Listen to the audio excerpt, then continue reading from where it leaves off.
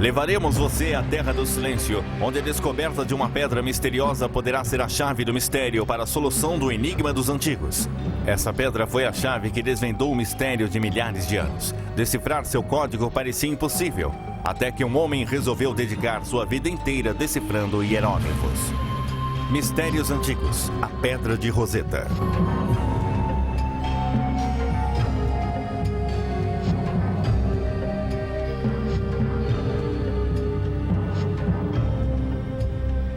O Museu Britânico em Londres está repleto de notáveis antiguidades do Egito Antigo.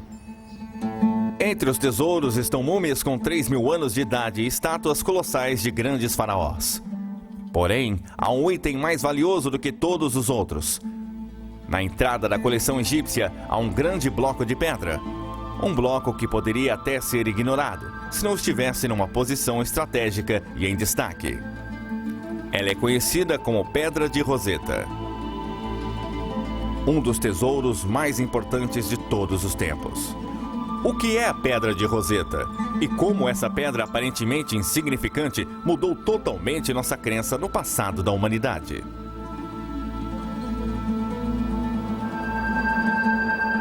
Durante 2.000 anos, a história do Egito Antigo ficou enterrada nas areias do tempo. Viajantes e estudantes tinham conhecimento da existência desse povo misterioso, porém nada era conhecido sobre eles. Que homens construíram essas pirâmides gigantescas do tamanho de montanhas? Para quais deuses dedicavam seus enormes templos do tamanho de cidades? E por que preservavam seus mortos, enterrando-os com seus tesouros?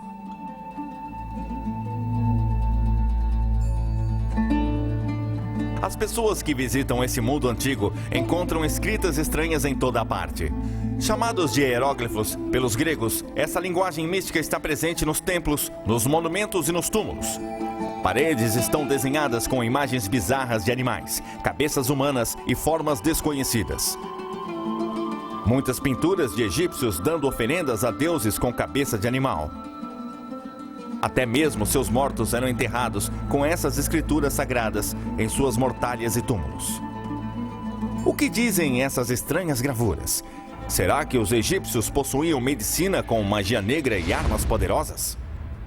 Será que nos forneceriam respostas aos mistérios da Bíblia?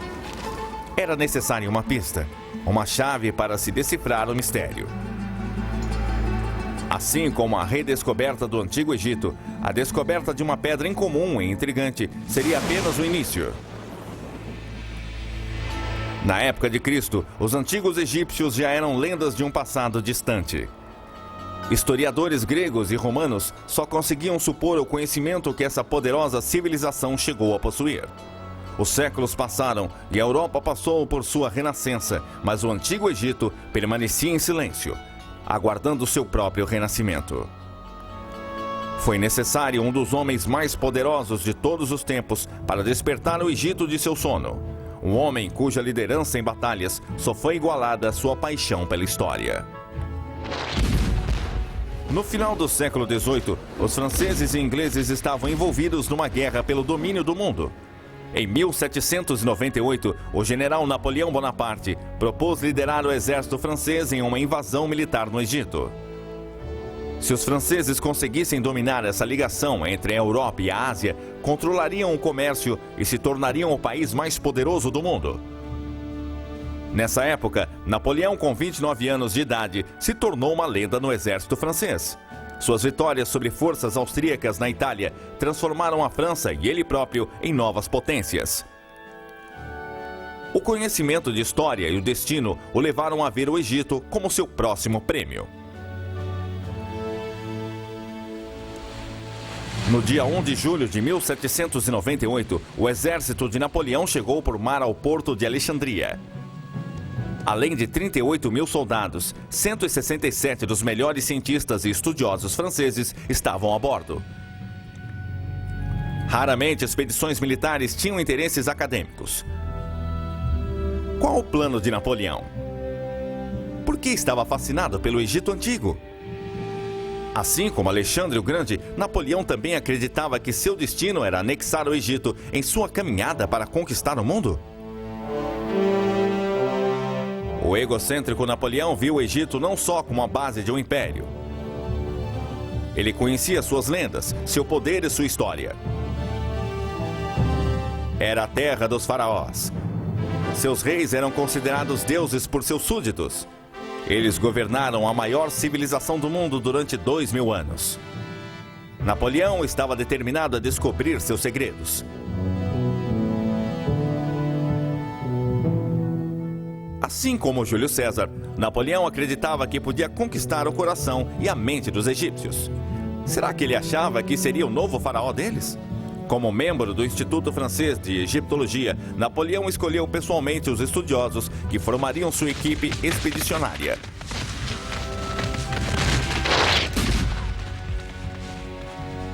Enquanto o exército francês varria o Nilo esmagando a oposição, os estudiosos iniciaram um trabalho imediatamente, criando um instituto no Cairo.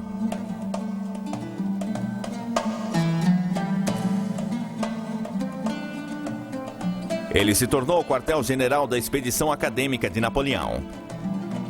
Eles reviraram o Egito, explorando túmulos, analisando monumentos, estudando, desenhando e pintando tudo o que viam. Enquanto os homens de Napoleão estavam ocupados conquistando terras e antiguidades egípcias, a Inglaterra não ficou parada. Em poucas semanas, a Marinha Britânica atacou os franceses, destruindo seus navios e criando um cerco aos homens de Napoleão, que durou 2 anos. Napoleão conseguiu furar o bloqueio e voltou à França. Seu intento de governar o mundo havia sofrido um golpe. Enquanto o abandonado exército francês lutava para se manter vivo, cientistas e estudiosos criavam a egiptologia moderna. Lutando contra a inevitável expulsão pelos ingleses, eles não mediam esforços para copiar e analisar o máximo possível. As respostas desses mistérios adormecidos precisavam ser descobertas. Ironicamente, não foi nem um cientista nem um estudioso, mas um soldado que fez a descoberta mais importante de todas. Em meados de julho de 1799, enquanto o cerco aumentava, os franceses continuavam se defendendo. Situada ao longo do Nilo e entrando pelo mar Mediterrâneo, encontraram uma cidade chamada Roseta. Com a intenção de reconstruir o antigo forte árabe, homens sob o comando do tenente Pierre Bouchard começaram a reconstruir os muros. Os árabes frequentemente retiravam material dos templos antigos que usavam em suas próprias construções. Despercebida nesses muros, enterrada desde a época dos faraós, estava uma grande pedra. Enquanto os soldados derrubavam as paredes do forte, a pedra foi encontrada. Imediatamente, os soldados perceberam uma coisa estranha e potencialmente valiosa. Nesse bloco de pedra, havia 3 tipos de escrita: grego, uma escrita egípcia cursiva chamada demótico e hieróglifos. The stone was a kind of magical discovery, and I think it is a piece of extraordinary luck that whoever was there had the perspicacity and the interest to say, gosh, you know, what have we got here? Could be important, key to the hieroglyphs. One can imagine that a less well-informed officer might have said, oh, no, it's just an old stone, build it into the fort. People have often said, you know, thank God it was a French officer, not a British officer, because, you know, they were perhaps a little more intellectually minded. Chamada de Pedra de Roseta, ela media 112 centímetros de altura e 75 centímetros de largura. Pesava cerca de 680 quilos. O general francês Jacques Menot mandou que ela fosse enviada ao instituto no Cairo para traduzirem o grego. O que estava escrito? Será que o grego poderia ser usado para a tradução dos hieróglifos? A descoberta provocou uma agitação imediata. A língua grega era bem conhecida e os estudiosos traduziram o texto rapidamente. Era um decreto em homenagem ao faraó grego Ptolomeu V, no seu primeiro aniversário de morte. Em troca dos serviços prestados por ele beneficiando o Egito, placas deveriam ser colocadas em todos os templos importantes. Sabia-se que os gregos governaram o Egito de 300 anos antes de Cristo até décadas antes de Cristo. Como essa pedra conseguiu sobreviver durante mais de 1800 anos? Será que existiam outras? Os escritos pareciam sem importância até lerem a última linha. Este decreto será escrito sobre uma estela de pedra nos caracteres sagrados, nativos e gregos. As 3 inscrições diziam a mesma coisa. A novidade se espalhou rapidamente pela Europa. This stone offers great interest for the study of hieroglyphic characters. Perhaps it will even give us the key at last. Courrier de l'Égypte, August 1799. A Pedra de Roseta não ficaria com os franceses por muito tempo. O ataque britânico logo os levaria a se renderem. Como um general francês conseguiria esconder a pedra e impedir os ingleses de terem sua posse? Durante as negociações, oficiais militares ingleses exigiram a pedra. Será que acreditavam que os hieróglifos traduzidos revelariam segredos militares? Será que a pedra seria a voz que acabaria com o longo silêncio do Egito Antigo?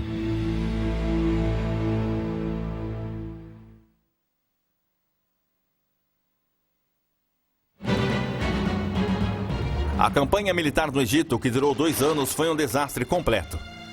Mais de 9.000 homens foram mortos e a marinha francesa foi dizimada pelos ingleses.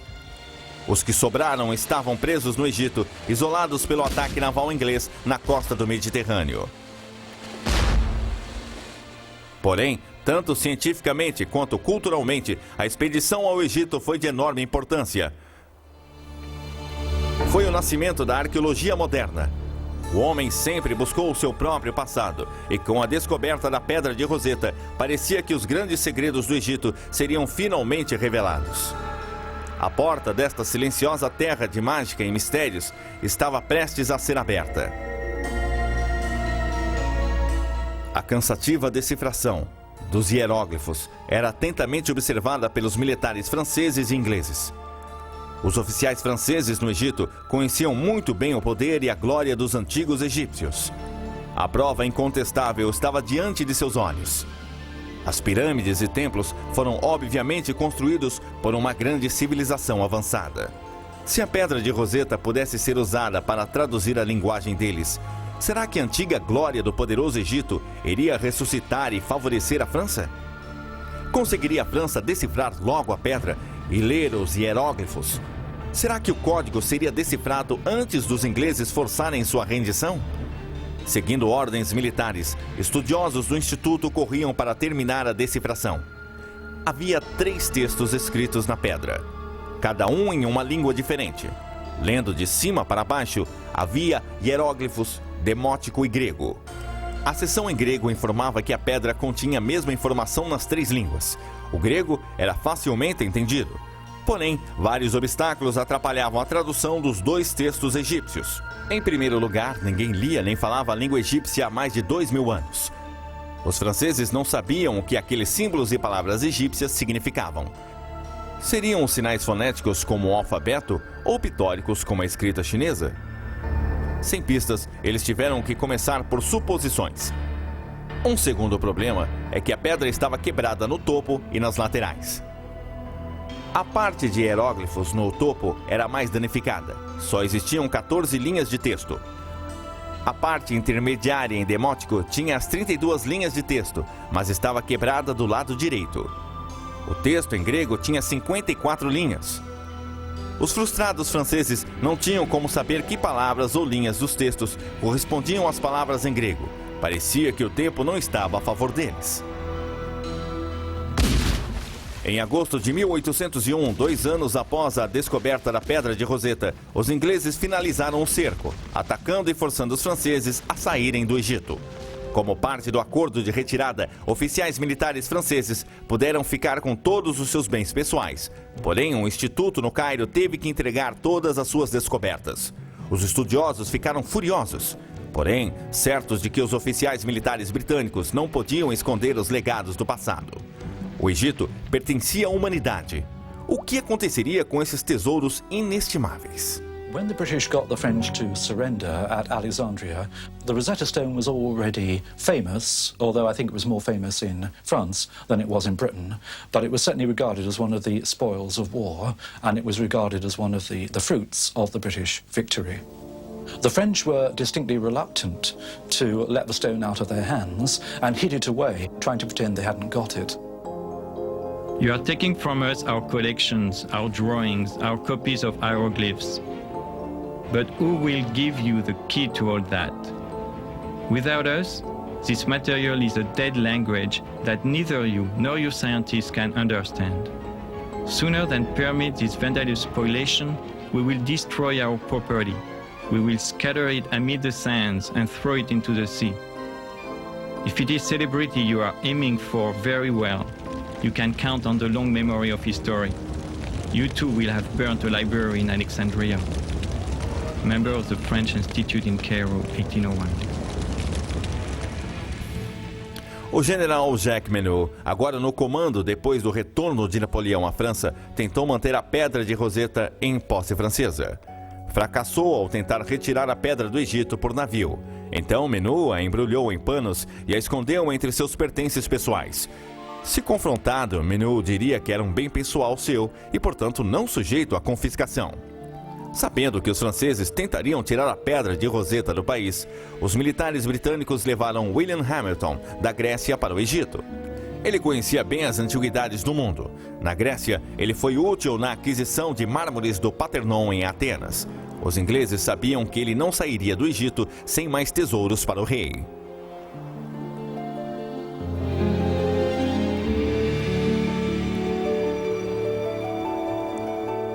Hamilton e os militares britânicos suspeitavam que Menot estivesse escondendo a pedra. Quando questionado em sua casa em Alexandria, Menot defendeu arduamente seu direito de ficar com ela, mas os oficiais britânicos foram insistentes. Com uma arma apontada para ele, Menot concordou que os franceses eram os perdedores dessa batalha. Ao invés de destruir a pedra, Menot aceitou que os ingleses eram mais fortes e conquistaram o direito desse valioso troféu. William Hamilton confirmou que a autenticidade da pedra e finalmente o exército britânico se apossou do seu prêmio. A Pedra de Roseta foi imediatamente embarcada de volta para a Inglaterra, chegando em fevereiro de 1802. Agora a Inglaterra tinha a chave, porém os franceses tinham feito cópias.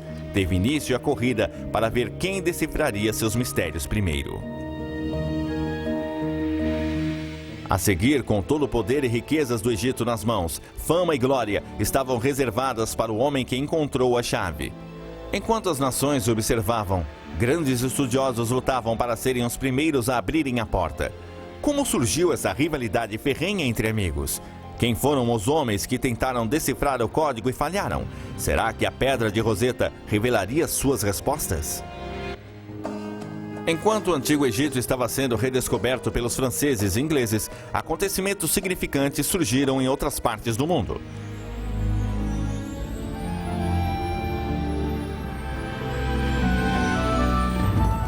Os Estados Unidos dobraram de tamanho ao assinarem a compra da Louisiana em 1803. O capitão Lewis e Clark logo liderariam uma expedição de 2 anos através dessa terra inexplorada.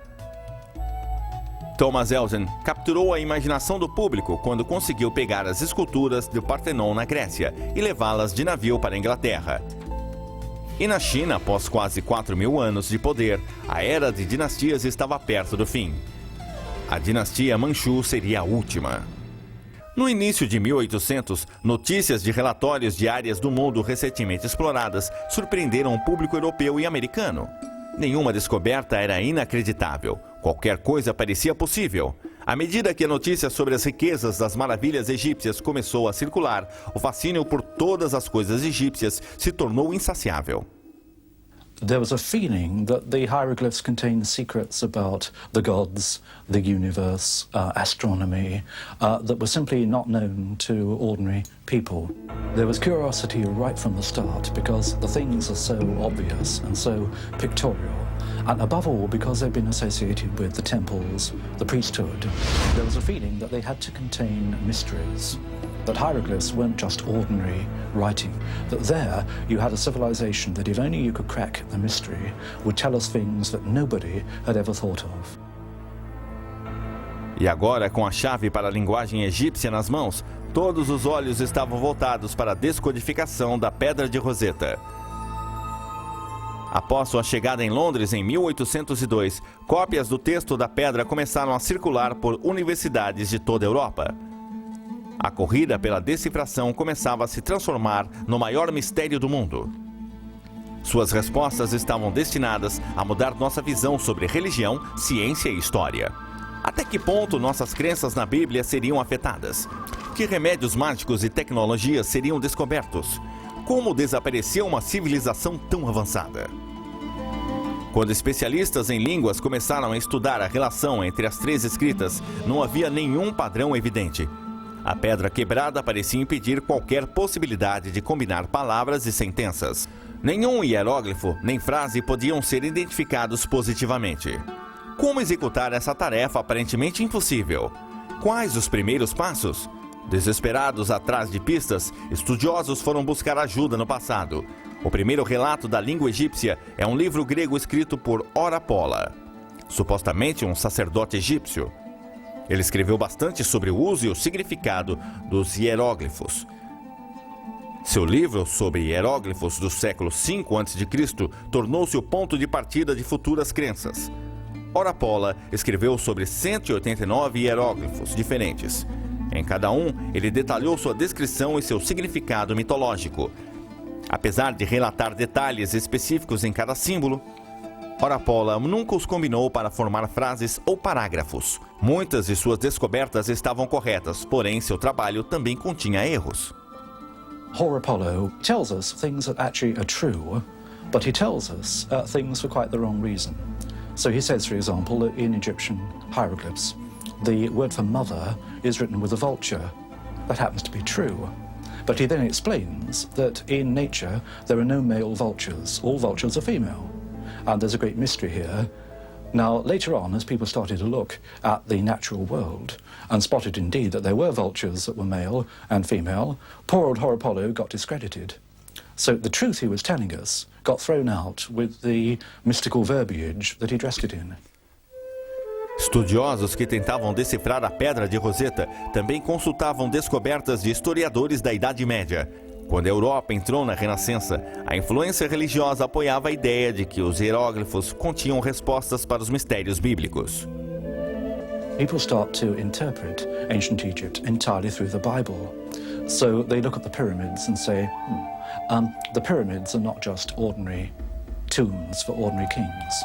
They are the granaries that Joseph, in the Bible, put up to collect the grain during the 7 good years in preparation for the 7 years of famine that were going to follow.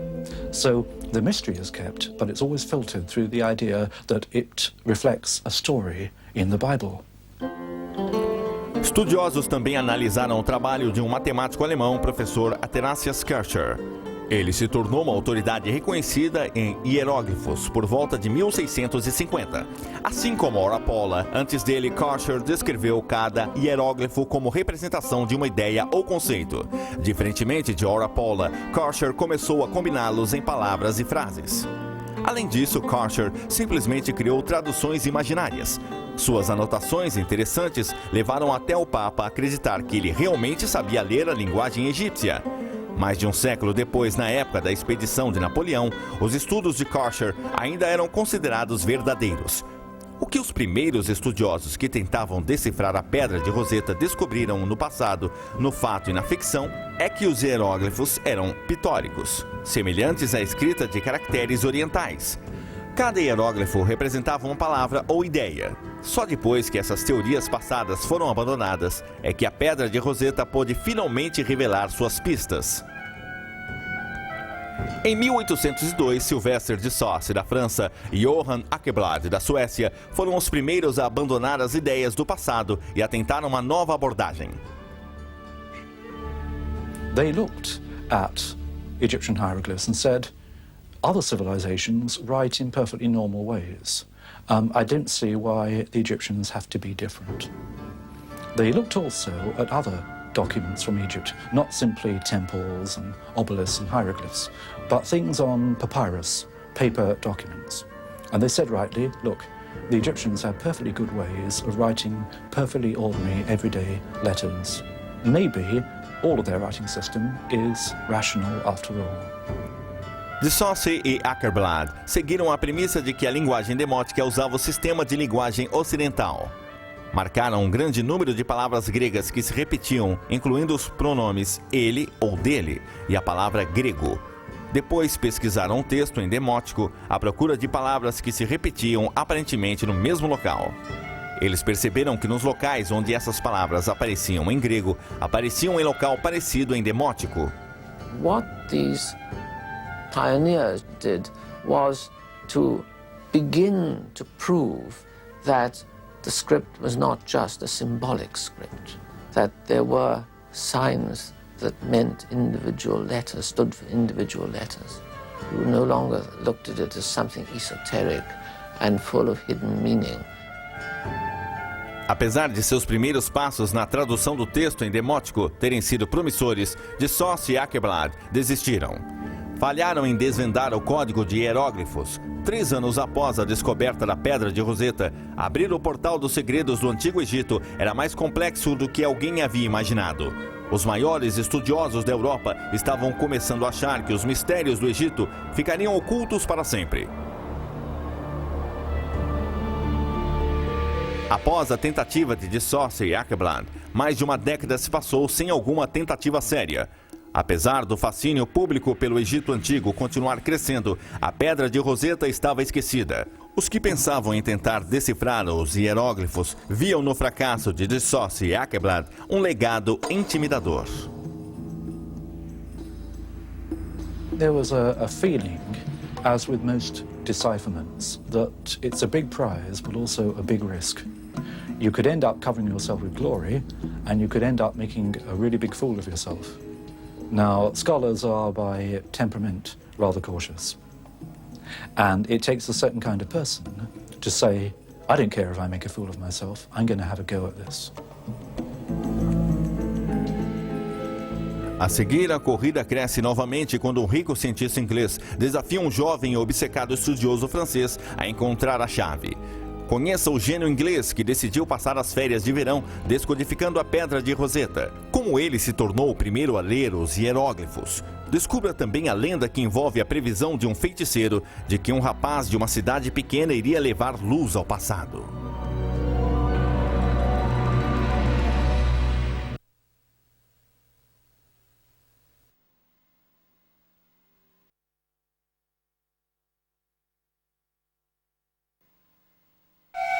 Apesar de mais túmulos e templos cheios de hieróglifos estarem sendo descobertos, ninguém conseguia ler os segredos do Antigo Egito.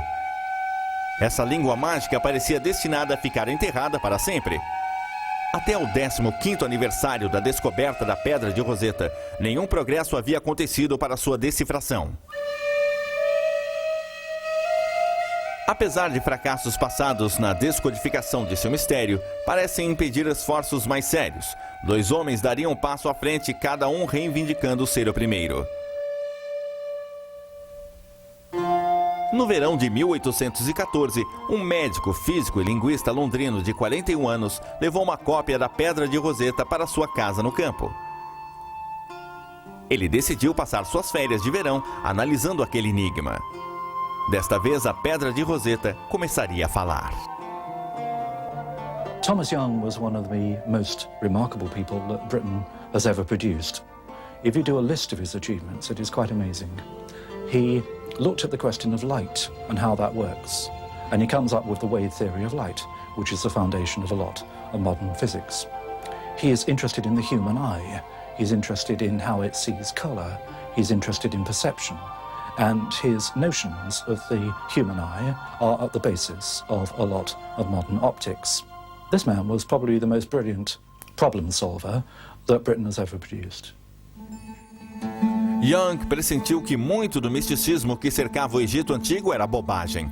Ele não acreditava que segredos do universo seriam descobertos. O que o atraiu na Pedra de Roseta foi o problema, um mistério não resolvido, e ele queria uma chance para desvendá-lo. Young começou se concentrando nas palavras. Ele as localizou no texto em grego, onde as palavras apareciam mais de uma vez.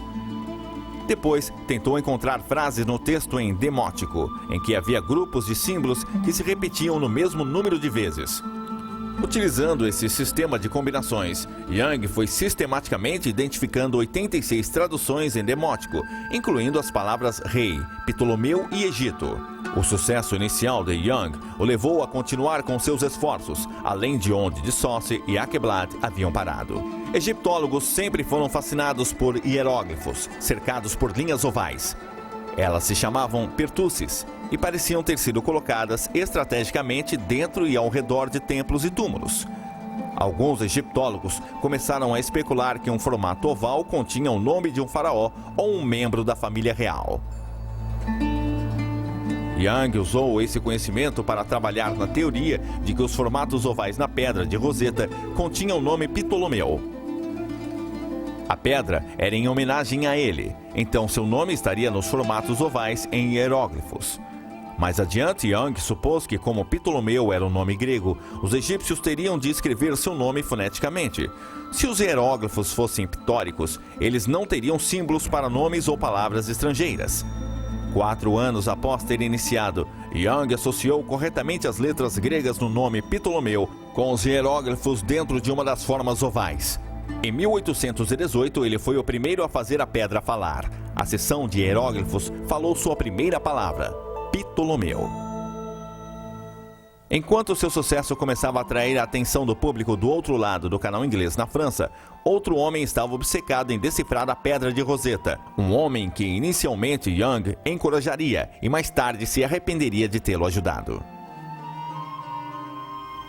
Thomas Young's work was well known, not only in England, but also in other countries. What's more, he sent copies of his work to various scholars up and down the continent, and particularly to Paris. And copies of Young's work were sent to Sylvestre de Sacy. One day, de Sacy showed a copy of Young's work to a young Frenchman, and the name of the Frenchman was Jean-François Champollion. O destino de Jean-François Champollion parecia ligado à Pedra de Roseta desde seu nascimento. Conta uma lenda francesa que sua mãe acamada recebeu a visita de um feiticeiro meses antes de Jean-François nascer. Olhando nos olhos dessa mulher doente, o feiticeiro viu o passado ligado ao futuro. Ele previu que o filho ainda não nascido dessa mulher seria aquele que levaria luz aos séculos passados.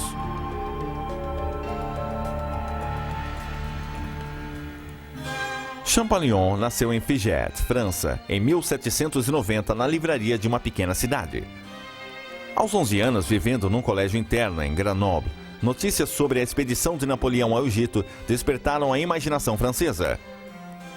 O irmão mais velho de Champollion, Jacques Joseph, lia histórias de glórias e mistérios do Egito para seu irmão menor. Quando o jovem Champollion recebeu uma cópia da Pedra de Roseta de um primo que havia viajado para o Egito nessa expedição, ele ficou obcecado. O jovem Jean-François determinou como objetivo ler os hieróglifos.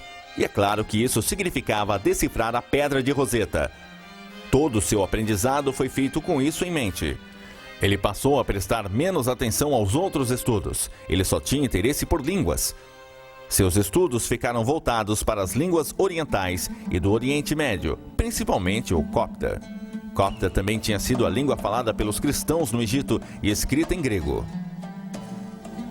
When he was about 14, Champollion was working far too hard, not on his schoolwork, but on Egyptian hieroglyphics. And he had what nowadays I think would be called a minor nervous breakdown. And he was sent off to recover. And he wrote a letter back to his elder brother saying, "It's so boring here, send me a Chinese grammar." That was the kind of obsessive personality that Champollion was. Os estudos iniciais de Champollion estavam focados na decifração da linguagem demótica e sua relação com a copta. Inicialmente, ele havia acreditado que os hieróglifos eram simbólicos. que eram misteriosos e não poderiam ser decifrados de uma maneira comum. Porém, quase que ao mesmo tempo em que Young, Champollion começou a perceber os mesmos elos entre os nomes gregos e os hieróglifos em destaques ovais. Ao ter contato com relatórios do trabalho de Thomas Young, Champollion percebeu imediatamente que ele estava certo. Champollion iria assumir o trabalho de Young e levá-lo adiante. Após obter a inscrição de uma forma oval conhecida de Cleópatra do Templo de Philae, Champollion percebeu que se Ptolomeu e Cleópatra tivessem letras em comum, seus hieróglifos também teriam sinais em comum.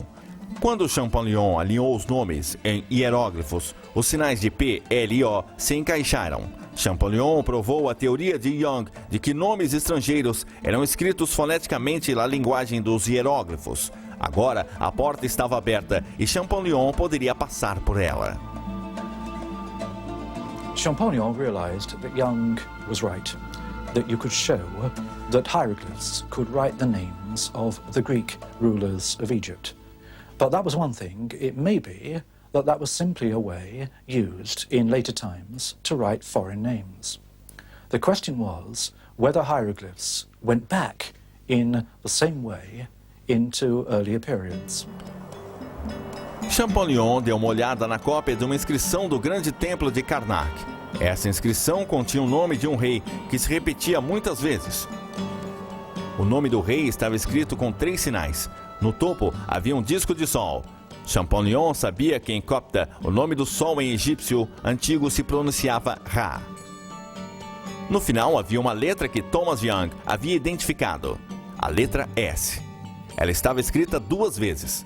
Agora ele tinha o nome de um rei que começava com Ra e terminava com S. O sinal do meio era um mistério, não havia sido decifrado por Young nem por ninguém. Porém, Champollion localizou esse sinal na pedra de Roseta. Ele aparecia diversas vezes. Sempre que aparecia, o grego correspondente era traduzido na ideia de nascimento ou nascer. Champollion sabia que em copta dar à luz era Messé. Ele tinha um nome de rei, começava com Ra, no meio Messé e no fim S.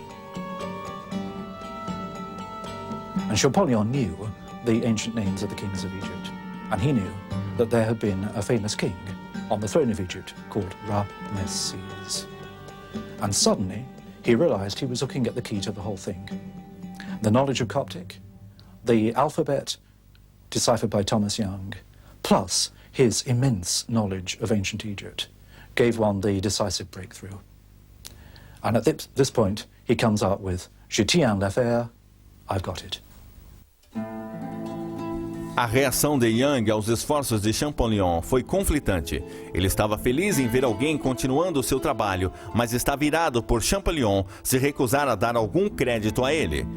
Champollion podia ter tido as mesmas ideias, mas seu trabalho não foi publicado. O de Young foi. Quando finalmente Champollion publicou seus resultados, ele se tornou assunto de Paris. Toda a França comemorou o fato de um francês ter decifrado os hieróglifos primeiro. E Champollion não poderia ser incomodado com controvérsias. Seu enorme trabalho cresceu e seus esforços continuaram com impressionante tenacidade e velocidade. Ele estava determinado a montar uma lista completa de todos os faraós e a data que estiveram no poder. Em 1824, Champollion havia montado um alfabeto de hieróglifos, que continha 21 letras. Todo o trabalho de Champollion foi executado em uma mesa usando cópias de inscrições que outros haviam fornecido. O que aconteceria quando ele viajasse ao Egito e olhasse para os hieróglifos pela primeira vez? Será que os hieróglifos falariam? O que eles finalmente iriam dizer?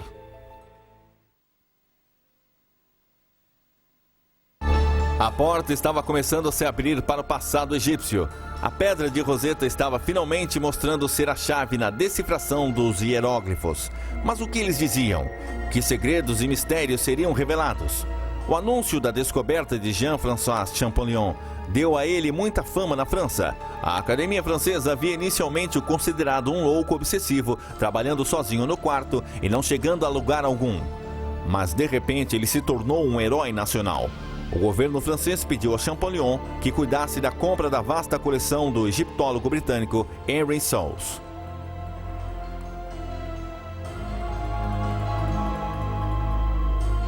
Após sua inclusão no Museu do Louvre em 1827, Champollion foi nomeado primeiro curador de antiguidades egípcias do museu. Porém, Champollion tinha ambições maiores do que criar um inventário de um museu. Ele queria viajar ao Egito. Em 1828, com a ajuda do Museu de Turim, na Itália, Champollion organizou uma expedição para viajar pelo Rio Nilo. Esta foi a maior investida científica ao Egito desde Napoleão. It was his first exposure, and an absolute stunning exposure, to the monuments of Egypt. And of course he ran around them like a wild thing, identifying cartouches. This was one thing that was obsessing him at the time, trying to establish the dates of monuments and the order of kings, because they had no true framework for Egyptian history that they could base on the evidence from the monuments. A viagem de Champollion comprovou que seus métodos estavam corretos. Ele conseguiu ler a linguagem dos antigos egípcios nas próprias paredes dos templos. Seu esforço em traduzir os hieróglifos recebeu sozinho o crédito na criação da ciência da egiptologia. O Egito não era mais a terra do silêncio. Agora ele falava conosco através do passado. Nomes de faraós como Ramsés e Thutmose eram lendários. Agora seus rostos pareciam ser identificados. Saberíamos quando governaram e em que templos rezavam.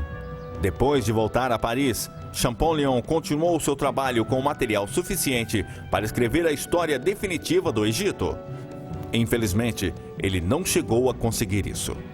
No dia 4 de março de 1832, Jean-François Champollion faleceu. Champollion never had any doubts about his own ability and about his own achievement. And although he died at the age of 42, towards the end of his life, it was realized what he had done. And the French, quite rightly, created a professorship of Egyptology for him, the first anywhere in the world. So he died knowing that his achievement had been recognized. A lot of Champollion's work was left after his death, and the elder brother collected it, published it as a memorial to the genius in the family. Champollion se concentrou na história faraônica do Egito, porém outros começaram a usar suas ferramentas para estudar demótico e hieróglifos. A quantidade de material escrito nas paredes em papiros era imensa. Com o passar dos anos, a história social, política e econômica dos antigos egípcios começou a ser compreendida. Porém, foi um relato pessoal escrito que surpreendeu a muitos.